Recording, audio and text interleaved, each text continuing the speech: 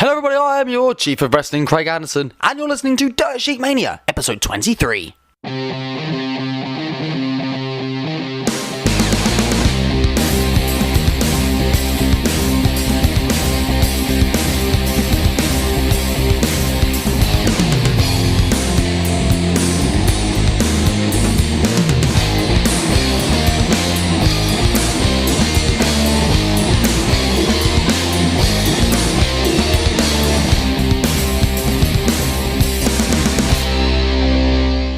Hello everybody, and you're listening to DSM23. I am, as always, your Chief of Wrestling, Craig Anderson. And he's not alongside me today, Kieran Smith. The director does give his views on this week's Raw and SmackDown, as well as his opinions on the WWE Evolution, the all-women's pay-per-view that is coming up on this October. I mean, personally, I'm excited. I am genuinely excited because I'm fascinated to see how they're going to handle it. I'm fascinated to see the storylines, how they're going to pad the show out. It's a spectacle. They are giving it the platform that the men have had for years, that the men have possibly taken for granted over the years as well. And now the women have the opportunity. And maybe a little bit like NXT, where NXT kind of, more often than not, when they have these big shows at takeovers, NXT, more often than not, outshines on the Saturday night. They outshine the show on the Sunday. Whatever pay-per-view that is, SummerSlam, Survivor Series, Royal Rumble, potentially in a WrestleMania. They've overshadowed a WrestleMania occasionally as well. So let's see if Evolution overshadows. Now, I've seen some hate for this pay-per-view.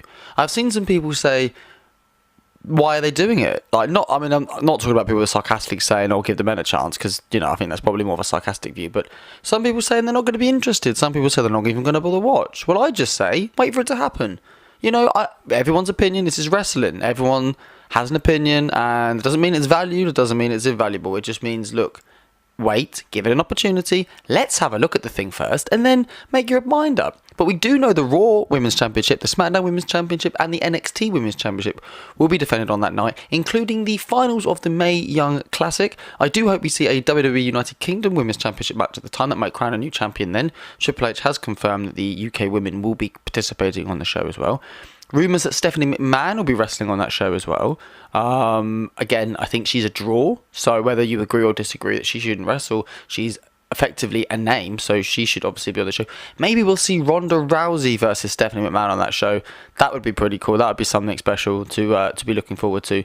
But so that's Evolution. That's my opinions on that. I know Kieran gives his opinions as well during his Raw review. So let's throw it straight over to the Director of Creativity. He's going to give his Raw views, and then he's going to come back to me. So Kieran, take it away, mate.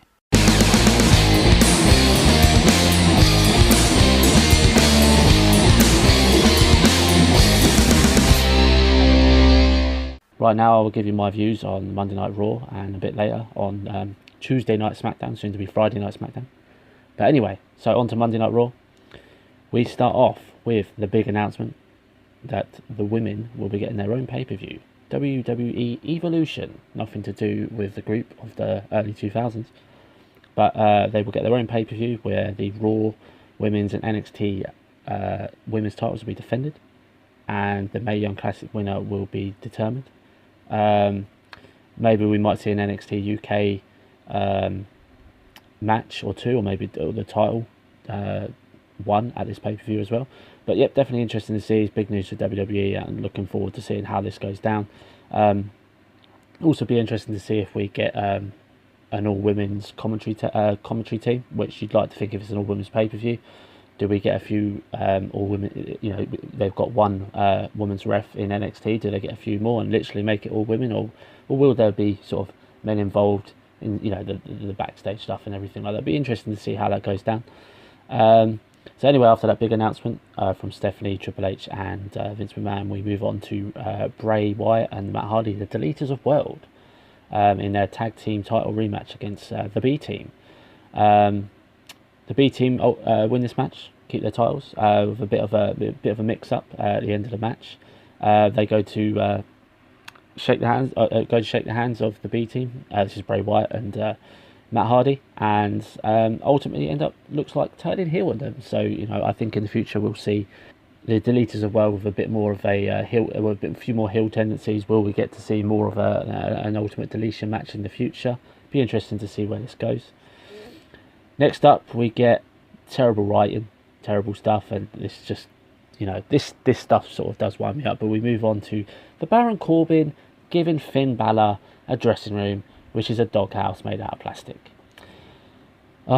This just, I mean, at least they tried to own it, but it's a terrible segment. But yeah, anyway, so we move on to Sasha and Bayley, who are now on the same page, it seems. Last week me and Craig talked about whether it be an LGBT storyline, but this week it looks like they're not going that way, and they're now on the same page. And does this mean that there is women's tag titles coming to the WWE possibly, and could these two be part of it? But it looks like I'm still hoping that these two will have a match at SummerSlam, so maybe next week we see them fall apart again for some unknown reason.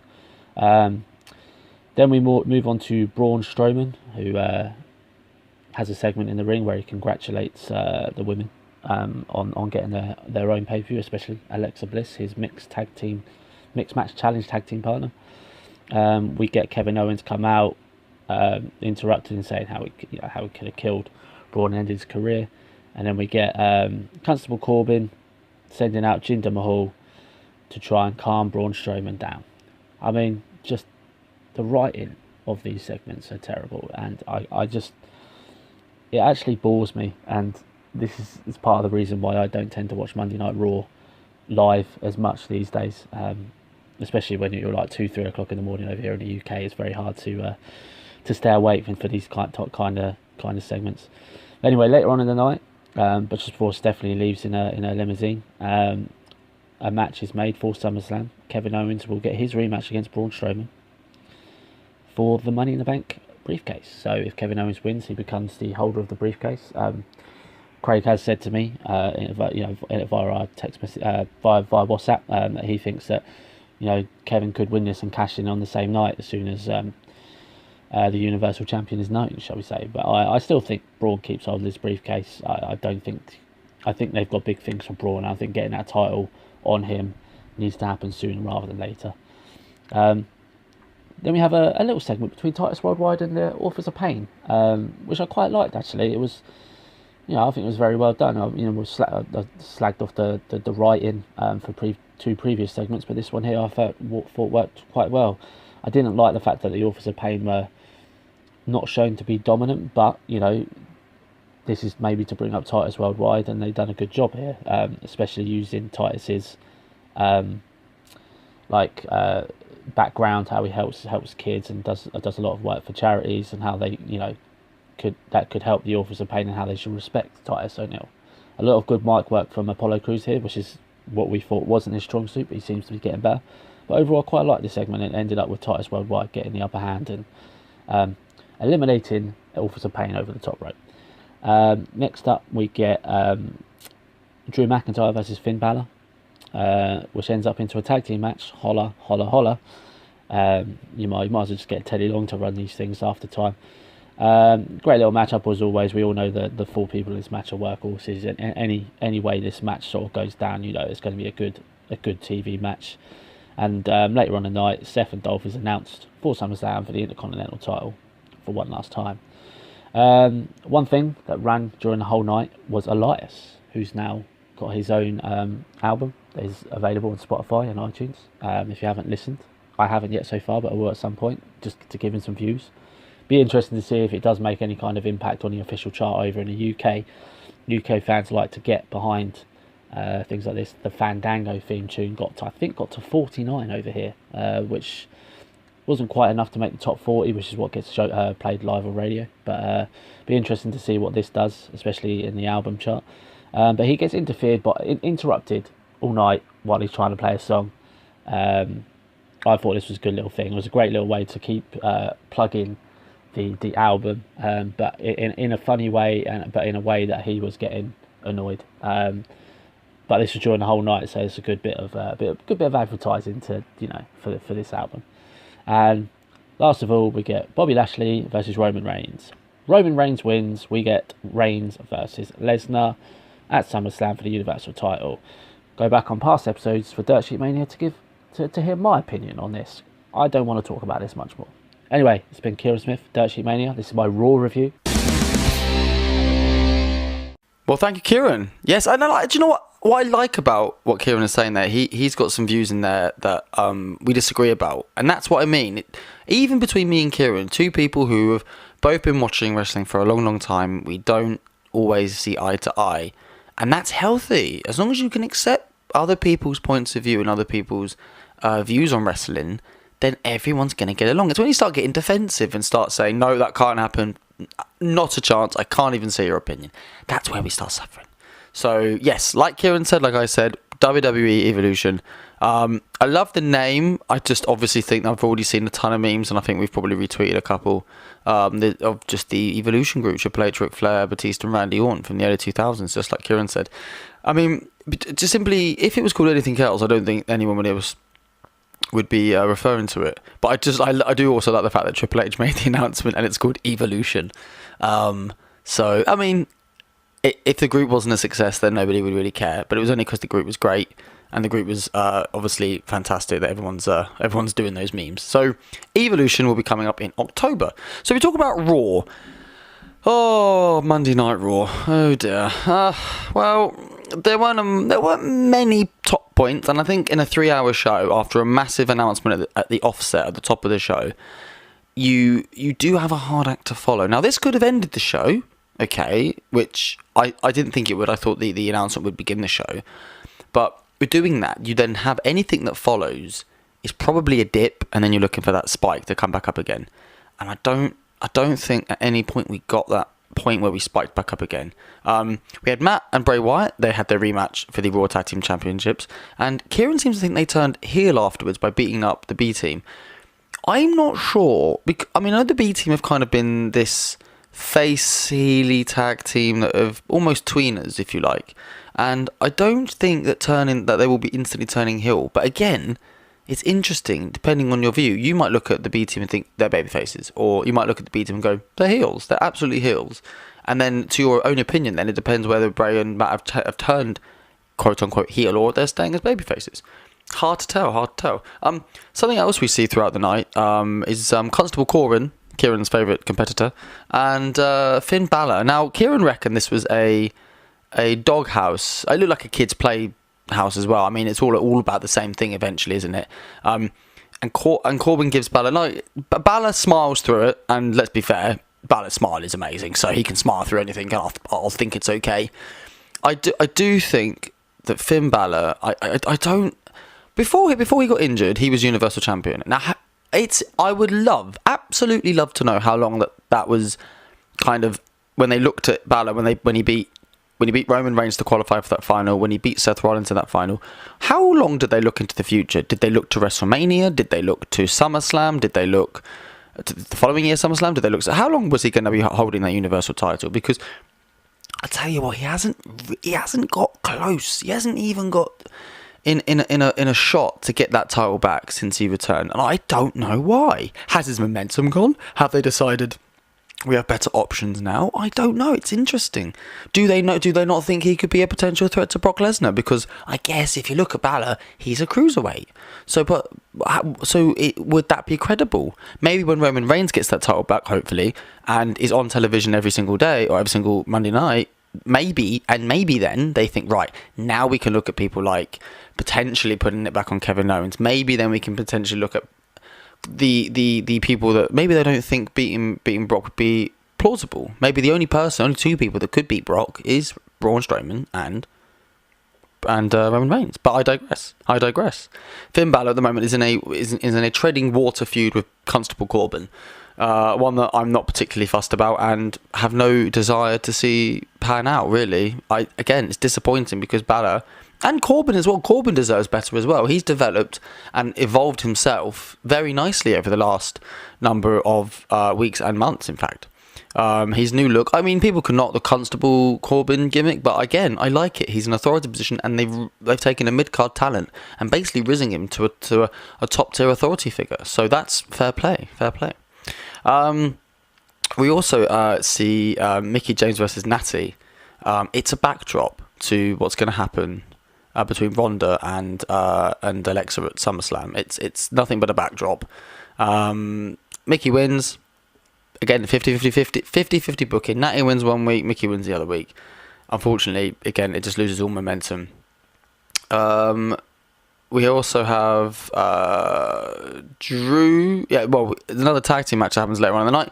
Drew versus Finn 1-on-1. That quickly develops into a tag team match. Dolph and Drew versus Finn and Seth. A great match, like Kieran said, and I completely agree. I mean, this could be a fatal 4-way, 2-on-1 handicap, 3-on-1 handicap. You know, 4-man team. It doesn't matter what formula you put these 4 gentlemen in. They are all excellent workers, excellent wrestlers, a joy to watch, and you know, a fantastic opportunity for the 4 of them to showcase their talents. And but you know, these are the guys that are carrying Raw, you know, in their athleticism and their abilities, with no world champion. So these 4 guys need to be, you know, appreciated in that respect.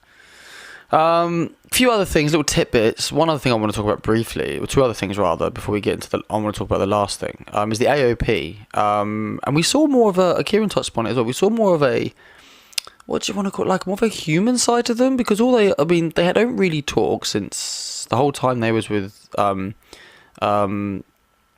manager. Paul Ellering, that was it. Couldn't think of his name. There we go, Paul Ellering.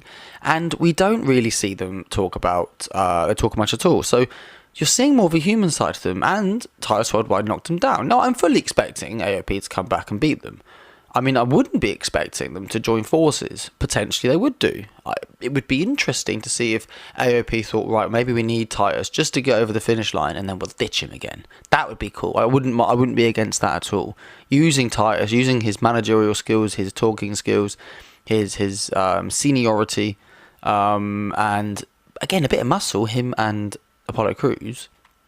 So basically, AOP would be manipulating Titus Worldwide. I would like that in a not in a weird way, but in a storyline way. I think that would be cool. It would make all those characters lift up the card a bit, and I think it would give them some development, which I think would be fantastic. The other thing I want to talk about is Elias. He was on the whole of Raw, literally the whole of Raw. Every other segment, you'd be saying, and here, then this next match is coming up next, and then JoJo would be like, ladies and gentlemen, Elias. And it's like, wait a minute, Elias isn't on now. We've got another segment. And then Braun Strowman would come down, or Finn Balor, or Drew, or Galloway, McIntyre. So you'd have constant interruptions. So, and eventually, when Kurt came out and said, "Look, mate, you can do your stick. You can do your shtick now," Elias went, "Nope, don't want to do it," and he left. So Elias getting a lot of shtick in, and you can when you're put all over Monday Night Raw, not to wrestle. He didn't wrestle on Raw. He did it. He did just his shtick, and he was all over it. So you can see that the faith the company has in him, in that respect, that you're all over the flagship show. Whether you're a fan of Raw or fan of SmackDown, Raw is still the flagship show when it comes to how to pull in the crowd. It's the day after the pay-per-views, so it's always going to be that sort of number one slot in after pay-per-views. And Elias is all over it. So well done to him. And again, he's someone you look at and you think he deserves to be here, love his work. Whether you love to love him or you love to hate him, it doesn't matter. He's there and he's gaining a reaction from those people in every arena he's in. And the last thing I want to talk about is the Braun Strowman Kevin Owens scenario. Now, I've said this before. I'm 99% sure I've said this on air, so I'll just mention it one more time. I originally thought that the way that Kevin Owens would get his payback on Braun Strowman would be to cause him to lose or to be unable to cash in his money in the bank. So he'd lose it. Now, this match has now been made for SummerSlam. Kevin Owens versus Braun Strowman. Now, because of Stephanie, Kevin and Stephanie have a long history, of course, especially through the Authority, when he was Universal Champion. Stephanie's made a match where if Braun loses that match in any way, so counted out, disqualified, pinned or submits, Kevin Owens becomes the Money in the Bank. Now, I don't think Braun gets pinned. He definitely won't tap out. I don't even think he'll be counted out. But just wait for SummerSlam, because I think we may see a little bit of bait and switch, Eddie Guerrero, Viva La Raza style from Kevin Owens. We may see the whacking the chair on the floor, throwing it to Braun Strowman. Kevin Owens takes a fall. Oh, ref, he hit me with the chair, he hit me with the chair. Ref disqualifies Braun, gives Kevin the briefcase. Now, whether then Kurt comes out and reverses the decision, whether then Corbin comes out and contests that decision, saying, no, Kurt, the referee's decision is final, it's interesting, and I'm looking forward to seeing how that match plays out. But it's an interesting match to make for no particular reason. I like the match. I personally would love it. Either way, even if Braun cashes in on the night, say if Braun just decimates Kevin Owens, which he very well may do, it's quite a high chance of that, I think Braun doesn't leave with a Universal title. I think Roman, which again, I know I'm not talking about it yet, but Roman Reigns beat Bobby Lashley in a number one contender match 8 days after Bobby beat him in a match that apparently meant nothing. And I just don't understand 50-50 booking. You can't. I mean, Roman got pinned 3 weeks ago, by the Revival, and they've done nothing since then. They watched on the telly in the back. They watched the Raw Tag Team title match. They didn't do anything. Where's their momentum gone? It's already gone. Confusing, very confusing. Have them come down and beat up both teams after that Raw Tag Team title match and hold the titles above and then throw them down and be like, look, they're ours, we're going to come get them at SummerSlam. That would be more impactful than them just watching TV. I don't get that. So Roman has beat Bobby Lashley. Roman goes into the Universal title match, and I think whatever happens in the Braun Strowman Kevin Owens match, if Kevin wins, I can so see him sneaking out with that title, and then Braun and Roman will have to chase Kevin as the Universal Champion, which I would love. Sneaky heel, snidey heel champion, 2-time Universal Champion Kevin Owens running away from Braun Strowman and Roman Reigns and getting them to fight each other again would be great. Again, if Braun wins and he tries to cash in, Kevin will cost him his match, and hopefully Roman leaves Universal Champion. I'm saying I hope Roman leaves, because I just want my champion on every show. Even if Roman was in Brock's position and Roman wasn't there every week, I'd want the title off him. If Seth wasn't there and he was here once in every 3 or 4 weeks, I'd want Seth not to be a champion. I just want my champion on the shows, which is why I like SmackDown a lot more at the moment, because AJ's around a lot, and you have your champions and you have your world champion to defend. So that's my views on Monday Night Raw. I'm now going to throw it back to Kieran with his reviews on SmackDown Live from this past week. So Kiers, take it away, mate. Yo, it's Kieran Smith, the Director of Creativity for Dirt Sheet Mania again, back once again to give my thoughts on this week's SmackDown Live, which to me is just a better show. It's a better show than Raw at the moment. The wrestling matches are better. It flows better. Even the segments at the back are a lot more tighter and they just make more sense to what's going on. Quite enjoyed watching SmackDown this week. We kick off this week's SmackDown Live with Randy Orton, a heel Randy Orton, and this heel Randy Orton. I think we all know that Randy Orton prefers being a heel. He doesn't like to pander to the crowd, and what we got here was a great promo from Randy Orton, and basically the biggest point from this is that fans are the ultimate legend killers, and a great line, and I think great for Randy Orton to get that such a positive response for what he said during this promo, and it'll be interesting to see where he is in the picture going forward.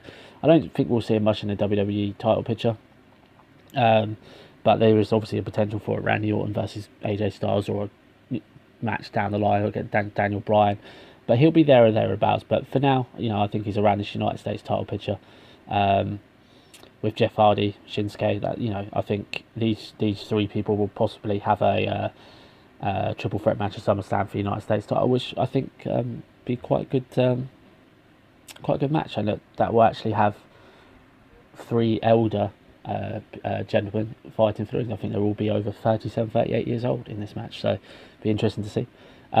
Next up, we have Rusev versus Andrade Cien Almas, both accompanied by their wives or their girlfriends. Good little match for SmackDown. It ended up with Aiden English trying to stop Zelina Vega and Lana from fighting outside the ring, which caused Rusev to get distraction and caused Almas to get the win with his finisher. So yeah, Almas has won again, and there is reports that the officials in WWE are quite high on Almas, which, you know, he should be getting a significant push in the next couple of months. I like this. He was very good in NXT once he turned heel, and this heel character with Selena Vega is great. And I think we will see a future WWE champion in the next 3 years. I think with Almas, as long as they don't mess up and he doesn't mess up along the way. Backstage we get Lana and Aiden English bickering, shall we say, saying you know how they got involved, how it cost Rusev a victory, and Rusev ends up getting angry and says, "I might be done with the both of you." So obviously Rusev is looking to maybe get his career on track after losing at Extreme Rules to AJ Styles. Be interesting to see where Rusev goes from here. Not too sure. I think he needs to get in a program with someone big to elevate him. He's had a title match, but now he needs to have something else to keep him up that higher end of the card. Next up we get R-Truth's first match on SmackDown since being traded. He's been in a few segments with Ty Dillinger recently, but Ty Dillinger hypes up R-Truth before his match against Joe, but obviously we all know that Samoa Joe wins this match. Joe's just so good, and that leads on to something else a bit later on in the night, which I'll be very, very interested to see as well. Next up we get Asuka versus Billy Kay in just a normal one-on-one match with Peyton Royce ringside. Asuka wins. Well, I say finally. I mean, she's winning matches, but she can't get the big one. What Asuka will do up until the Evolution pay-per-view, I don't know. Obviously, the SmackDown's women's title match is set for SummerSlam. Be interesting to see what even Asuka, even Charlotte will do once she returns as well. So there's a lot of things happening on the SmackDown side of things on. To do with the women, a lot of big name players not really doing much, or will not be doing much, but we'll see. So next up we have the contract signing for AJ Styles' SummerSlam opponent for the WWE Championship, and in this we get Paige talking to AJ Styles, or introduces AJ Styles, and AJ Styles actually says that his little girl is excited. He's excited to see his little girl be happy and excited for the Evolution pay-per-view, and he basically thanks WWE for giving the opportunity for the women to have this moment for them and everything like that. And Paige is obviously, you can see Paige there like happy about the thing as well. So as Paige is about to announce AJ Styles' opponent, Mr. James Ellsworth comes out, and much to the chagrin of the crowd, gets booed obviously because he's a bit of a heel magnet, and you can see Paige just shaking her head, saying no, this is not your opponent. James Ellsworth goes, she was all about, I beat AJ Styles 3 times, so he's bringing back past stuff, which is good. Like to see that it all linked in. But ultimately, James Ellsworth goes one step too far in what he says, and Paige ends up firing Mr. Ellsworth, and security drag him backstage, and Paige follows him out. Paige actually kicks Ellsworth out the door, which I thought was a nice little touch. And then suddenly we cut to the ring, and Samoa Joe has AJ Styles in a coquina clutch, which just goes to show how vigorous and how horrible Joe can be. He's beat down on AJ Styles, sneak attack from in the ring, and we all know what these two gentlemen can do in their work from TNA. Even me, who wasn't a TNA watcher, I've seen a few of their matches, and to not say a pun, they were phenomenal. But very, very interesting to see this Joe versus AJ Styles match at SummerSlam. Unfortunately, it won't main event. Even to me, Lesnar Reigns is probably the main event, but a lot of people will probably boo this match, and I think a lot more people will be a lot more interested to see Joe versus Styles. I think this will be a straight one-on-one match. They may add a little stipulation in at some point, but I ultimately see Joe getting the win over AJ Styles. We also we go to a break, and after this we see Paige trying to dress down Samoa Joe, saying why she chose Joe for the main event. for the WWE title match, and Joe basically turns what Paige said to him back around onto Paige, saying, "That's why I'm in the title picture. Don't mess with me. I'm Samoa Joe." Next up, we get a number one contenders match between Carmella and Becky Lynch. If Becky Lynch beats Carmella, she gets the SmackDown Women's title match at SummerSlam. Now, don't really like these sort of matches because I think you sort of spoil the event going up to SummerSlam. But with SummerSlam, you're going to have such a stacked card. It's not going to be a problem. And we're about 3 to 4 weeks away from SummerSlam. So this match probably doesn't... It's probably enough time in between the two. So you can see this again. Becky's been on a roll as of late, so that's why she obviously deserves a go against Carmella. And at this rate, considering that Carmella's beat Charlotte and she's beat Asuka, she has to beat Becky Lynch, right? You know, as much as I'd love to see Becky with the title, I think Carmella ends up winning it. But we'll give our predictions on SummerSlam closer to the time. Next up, we get New Day versus Sanity in the tag team title, tag team tournament number one contenders title match, or whatever it is. So New Day beat Sanity here. A bit surprised to see Sanity not pick up a win here, but they're going with New Day. They will face off against the winners of the Usos versus the Bar next week on SmackDown, which is next week on SmackDown, and then they'll face each other the week after. All 4 of these tag teams are great. The SmackDown tag team title picture, all the teams on there at SmackDown are all very good teams. They all know each other inside out, and they can put on some great matches. I'm pretty sure we'll see the Bar win here next week, and the Bar end up winning this whole thing.